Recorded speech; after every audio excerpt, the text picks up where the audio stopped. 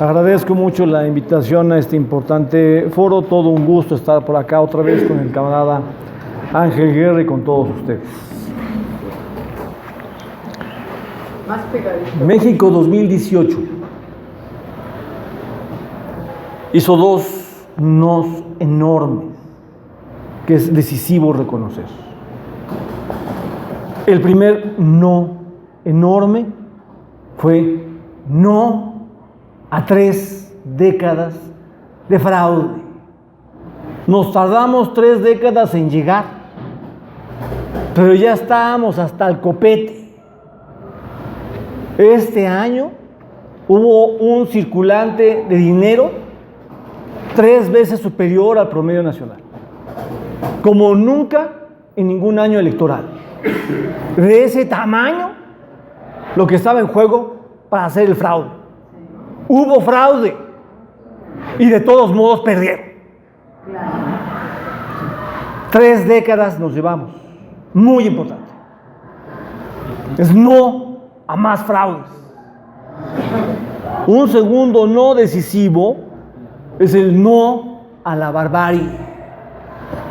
La configuración del capitalismo y del Estado mexicano es de las peores. No en la historia del capitalismo en América Latina. Es de las peores en la historia del capitalismo mundial. Lo que tenemos en México, hay que decirlo alto y claro, es un estado de excepción de facto.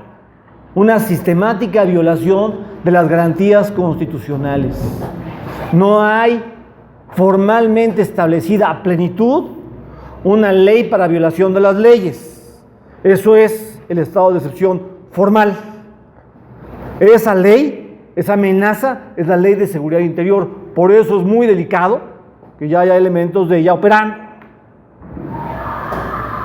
Sin embargo, tenemos un estado de excepción de facto.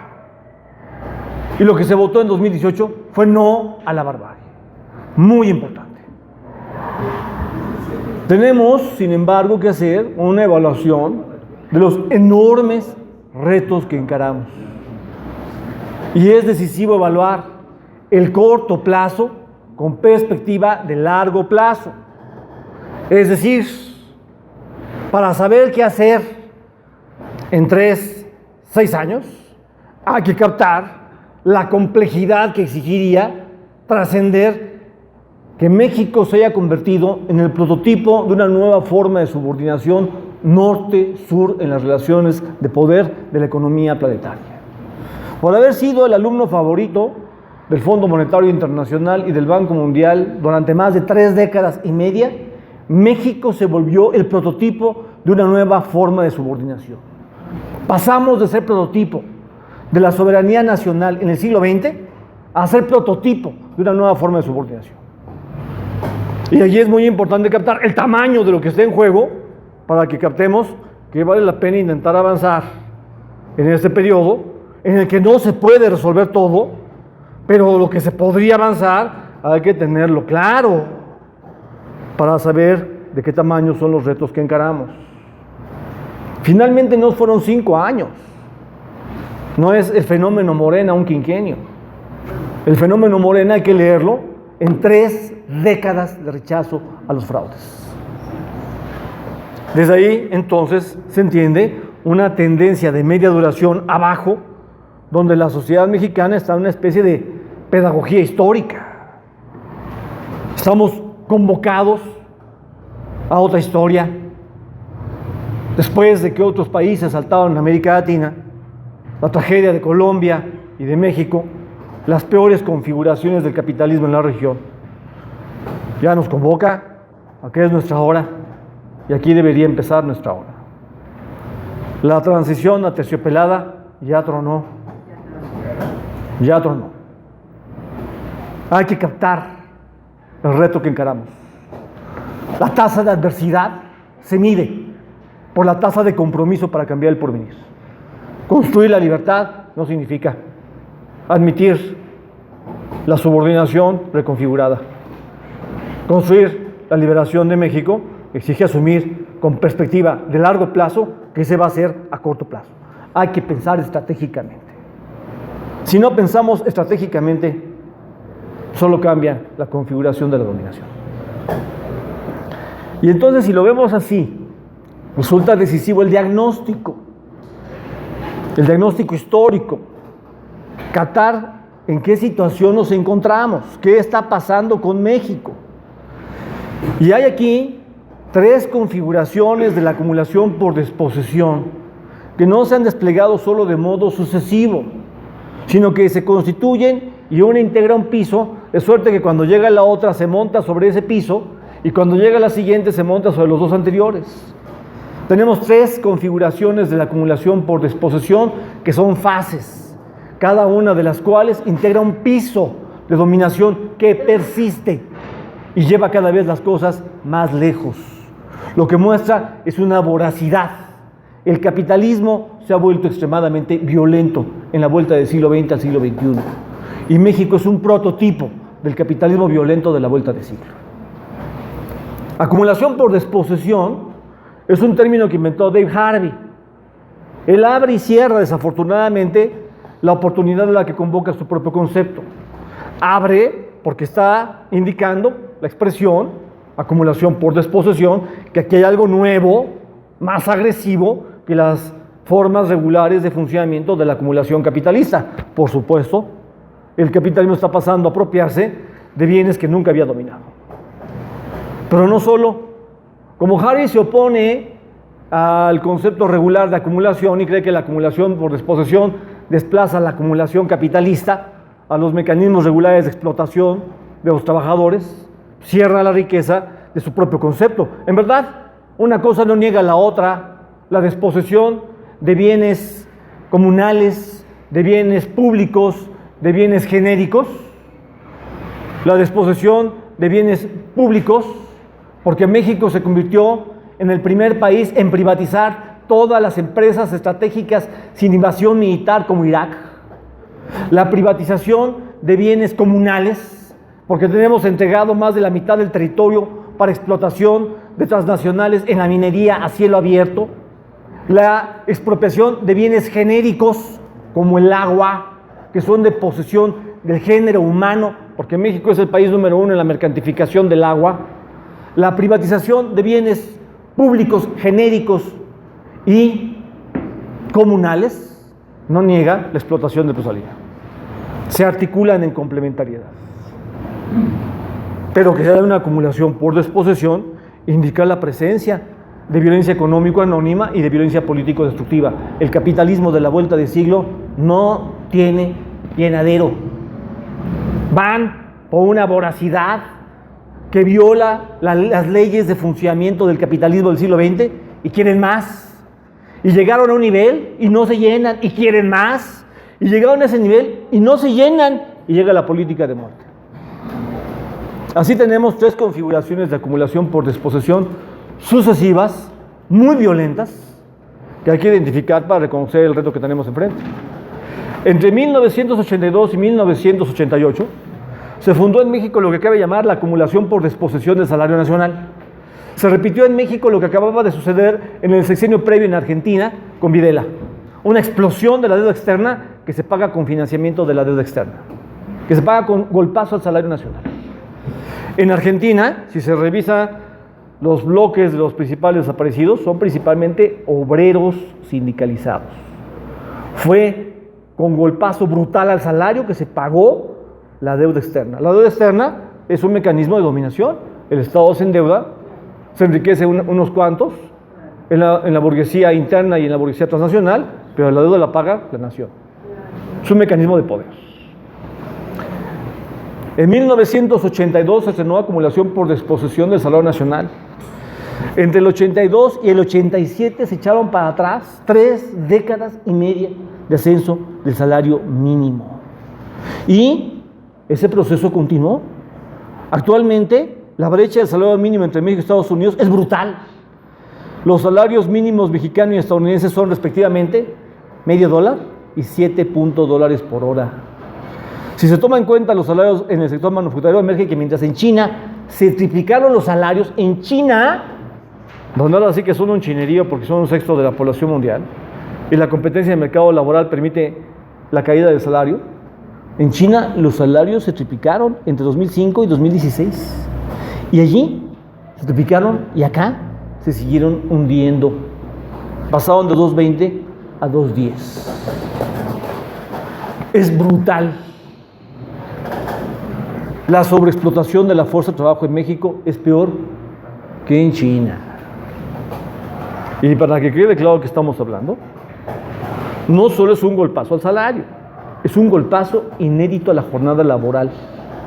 México está por detrás de las luchas de Chicago de finales del siglo XIX. Tenemos una jornada laboral promedio de 9 horas, la jornada laboral anual más larga de la OCDE. La jornada laboral promedio de la OCDE anda en 1.763 horas. Estados Unidos, que es una perla, está en 1.783, o sea, no respetan ni la jornada media laboral de la OCDE. Pero México se queda por debajo incluso de un país chiquito como Costa Rica. La jornada laboral media mexicana es de 2.255 horas al año. México tiene una jornada laboral equivalente al 165% de la alemana y al 128% de la jornada media anual de la OCDE. Es golpazo al salario mínimo y golpazo a la jornada laboral.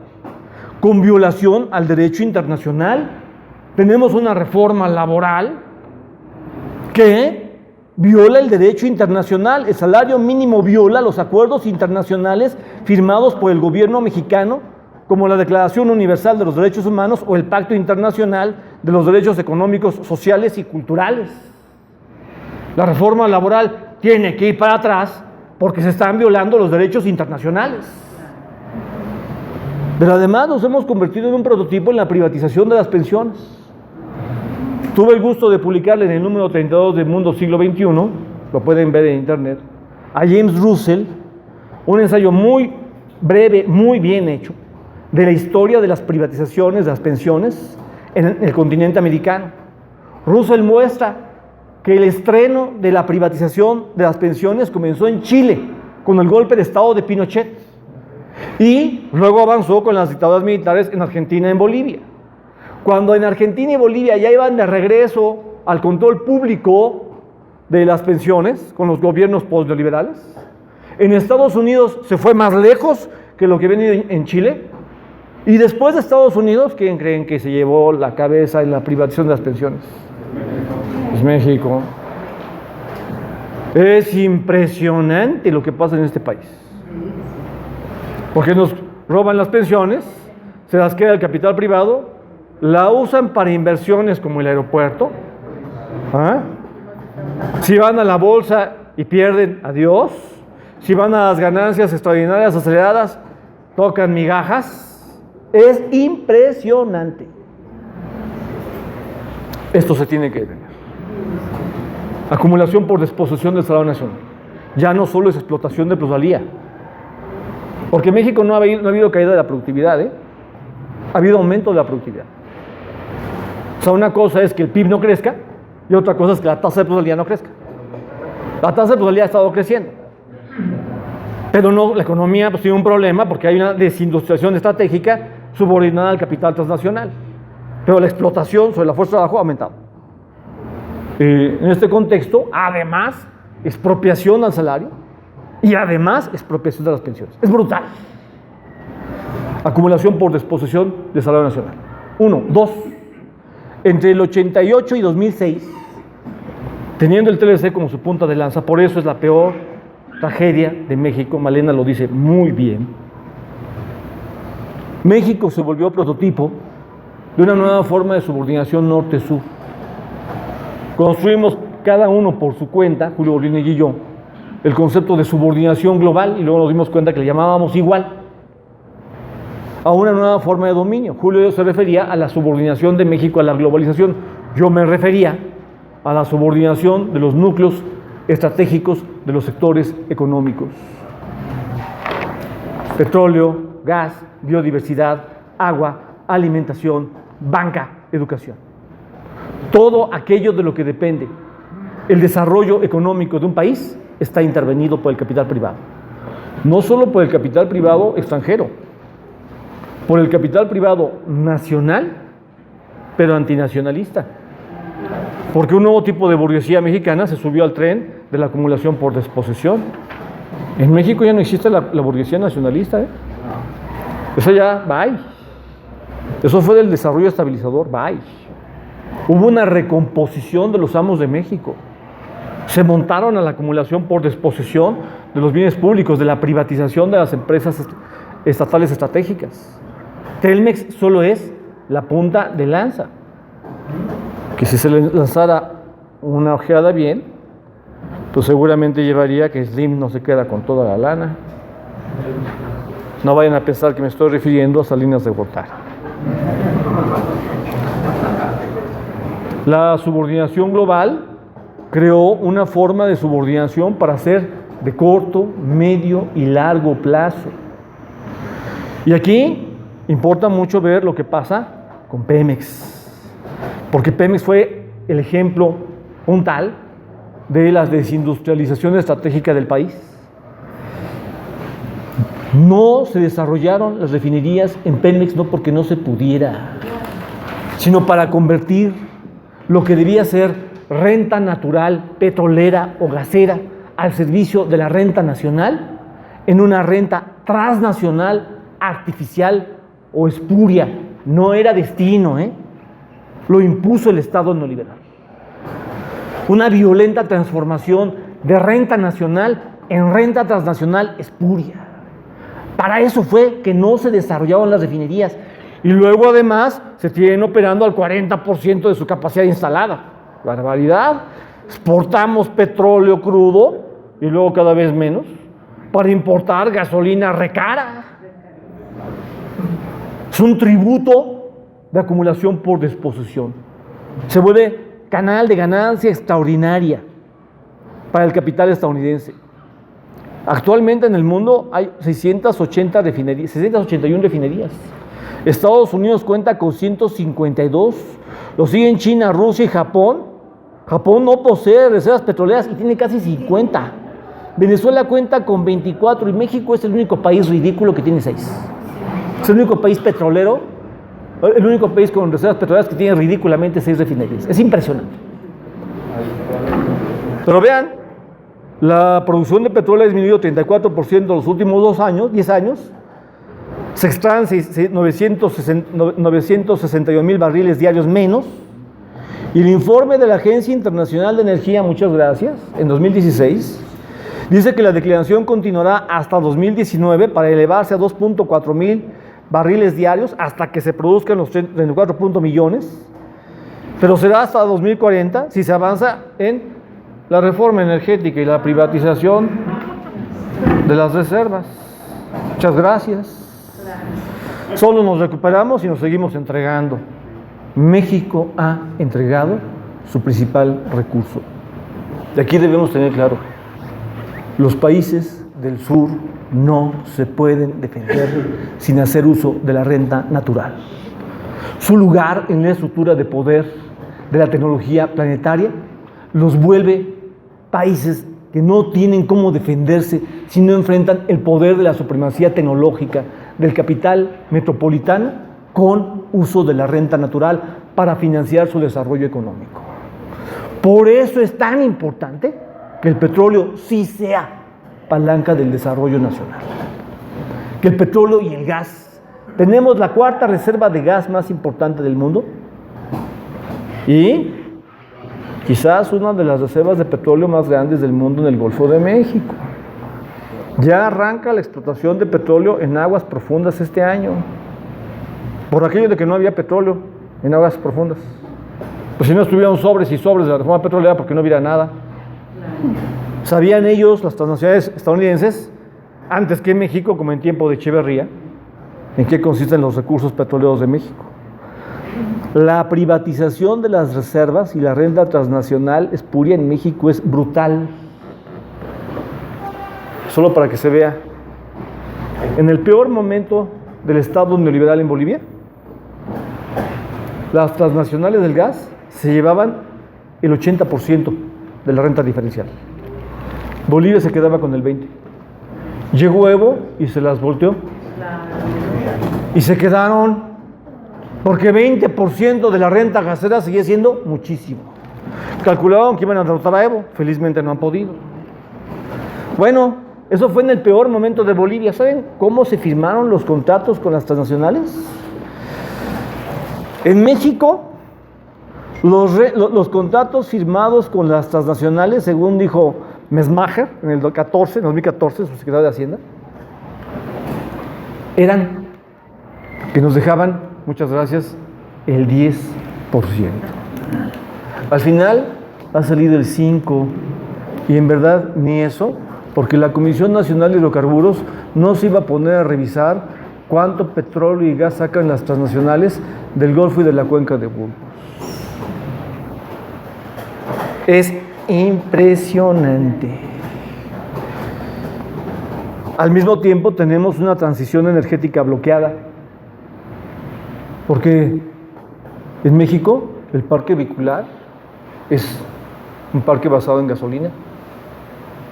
En Europa, pues ya hay muchos países que tienen más o menos el 50% de automóviles híbridos. En Japón, el 70%. Y en México los automóviles híbridos cuestan el doble que en Estados Unidos. Es una transición bloqueada.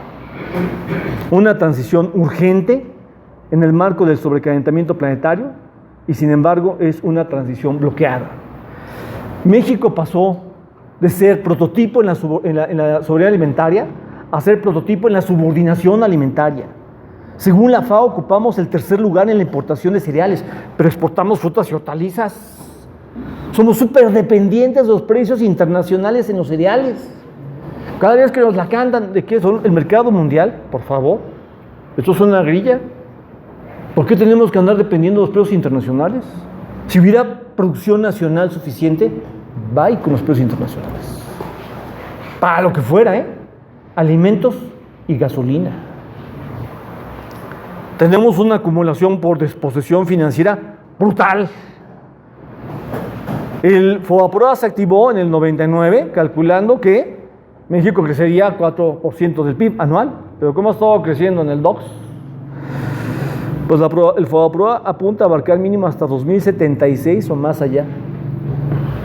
Los millennials van a heredar esta deuda no a sus hijos, a sus nietos. Para rescatar los bancos, el Estado mexicano emitió en 1998 una deuda correspondiente a 600,000 millones de dólares. Es decir, 18 veces arriba de los ingresos obtenidos por privatizar la banca. Todo un negociazo. Y con toda esta cantaleta de que si vendíamos todo íbamos a resolver la deuda, en el 82 teníamos una deuda equivalente a 130% del PIB. Pues bienvenidos al cierre de la segunda década del siglo XXI, andamos en el 50%, ya se vendió todo y somos uno de los países más endeudados de América Latina. Esto es subordinación global. Y de 2006 en adelante transitamos acumulación por disposición basada en política de muerte. Es lo que yo llamo capitalismo necropolítico. Política de muerte para acumulación acelerada basada en renta criminal.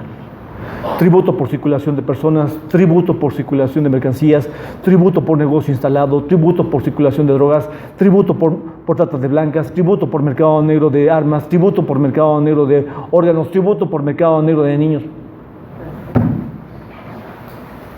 Este país es una maravilla.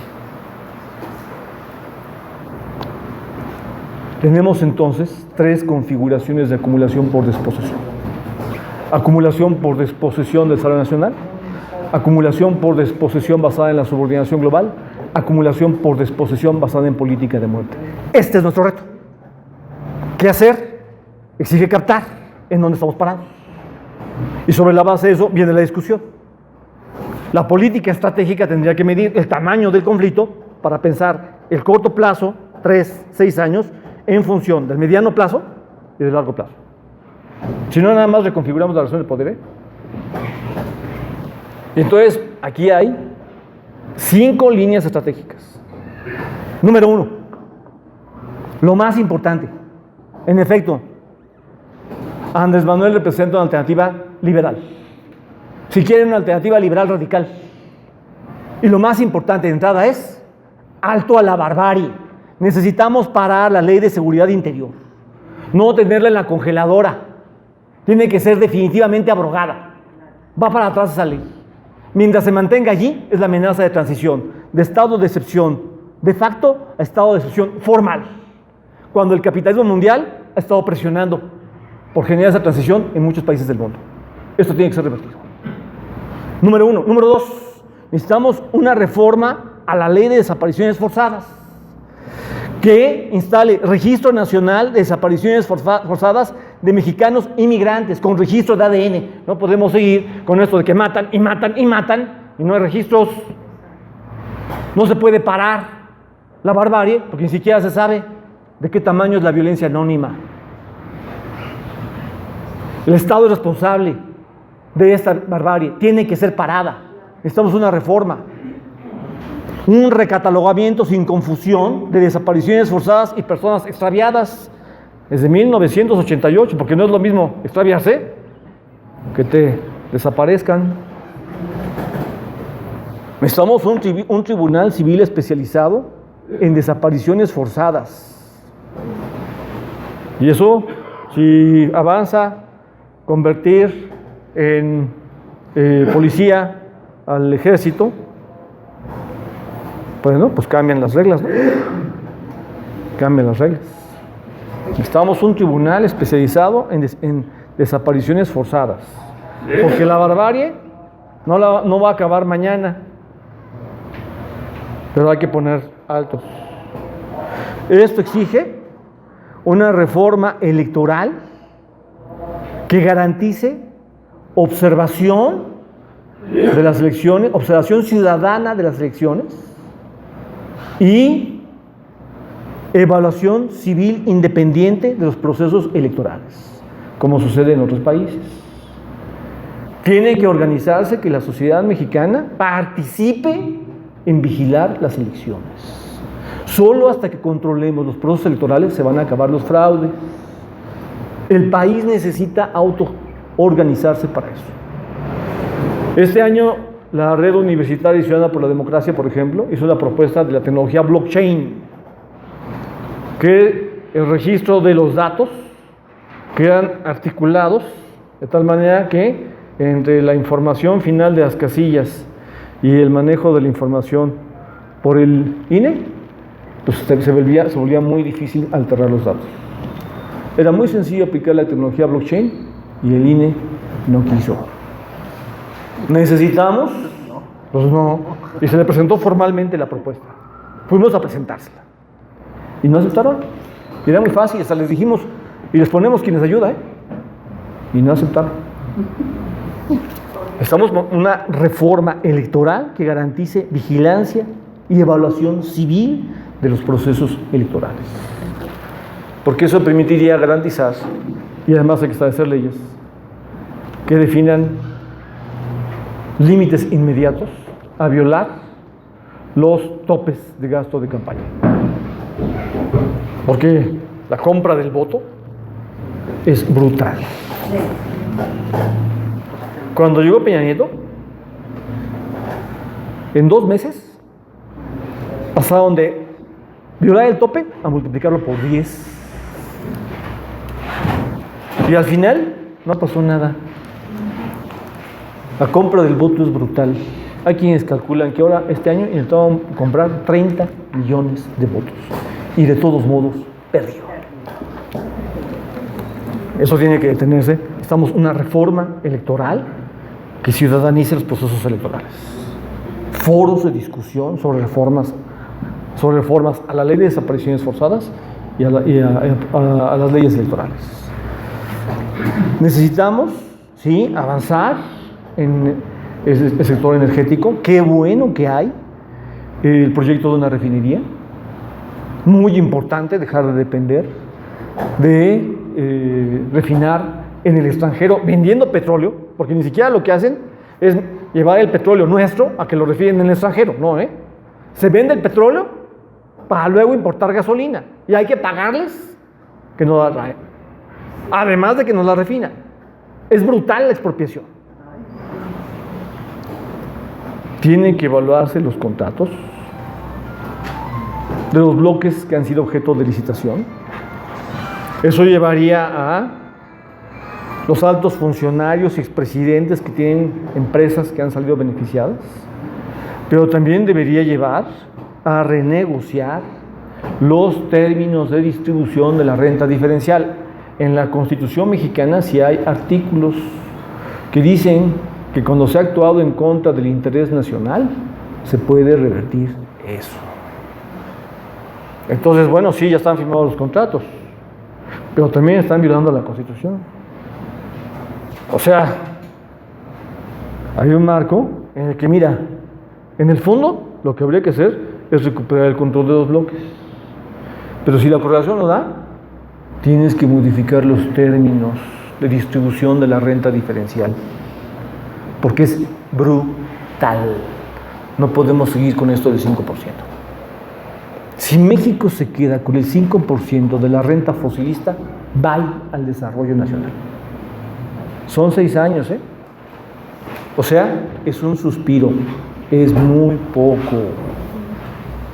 Y esta es una tarea prioritaria: modificar los términos de distribución de la renta diferencial entre el Estado mexicano y las corporaciones privadas, no solo transnacionales. Es muy importante recuperar la autoproducción nacional de alimentos. Aquí hay propuestas interesantes para financiamiento al campo en función de articulación con recuperar la soberanía nacional alimentaria. Esto se puede lograr porque México, el país cuna del maíz, tiene todas las posibilidades económicas de recuperar su soberanía alimentaria. En el siglo XX podía haber pobreza, pero la soberanía alimentaria garantizaba que no se moría la gente de hambre. En el marco de la subordinación alimentaria, empezamos a tener muertos por hambre en zonas de pobreza extrema, rural. Entonces, necesitamos parar el capitalismo necropolítico y el estado de excepción, revertir la ley de seguridad interior, reforma a la ley de desapariciones forzadas, reforma a la ley electoral con ciudadanización de los procesos electorales. Necesitamos renegociar al menos los términos de distribución de la renta diferencial, avanzar en la soberanía alimentaria. El programa Jóvenes con Escuela y Jóvenes con Futuro, los programas que son los dos pilares de la estrategia Jóvenes Construyendo el Futuro, son importantes porque se trata de intentar absorber a los jóvenes que ni trabajan ni estudian, pero hay que afinarlos. Miren, por ejemplo, hay que afinarlos. El programa Jóvenes con Futuro cubrirá a 2.3 millones de jóvenes, quienes recibirán un pago de 3,500 pesos al mes para capacitarse en empresas bajo la figura de aprendices. El costo total del programa será de 180,000 millones de pesos, una cantidad ligeramente superior a los 106,525 millones de pesos aprobados en el presupuesto 2018 para todo el gasto social. Prospera, pensión de adultos mayores, apoyo a madres solteras, guarderías, compra de leche, etc. Pero este programa tiene puntos débiles importantes. Número 1, nada garantiza, porque el dinero lo van a recibir las empresas y le van a pagar ellos a los estudiantes, a los jóvenes. Nada garantiza que no despiden a un trabajador más grande de edad para contratar a uno joven, recibiendo financiamiento del programa para ahorrarse pago de salarios.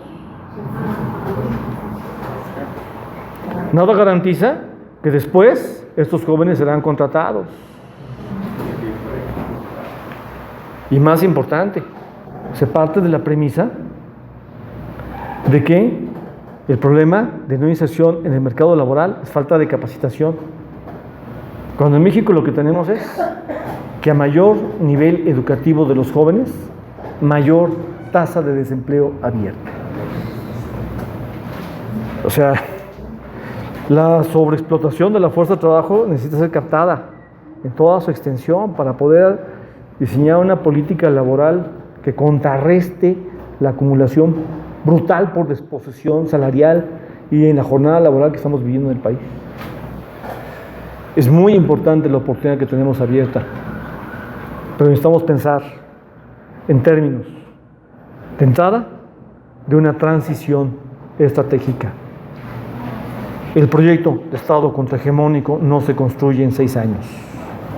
No va a ser responsabilidad de Andrés Manuel López Obrador edificarlo, va a ser responsabilidad de la nación.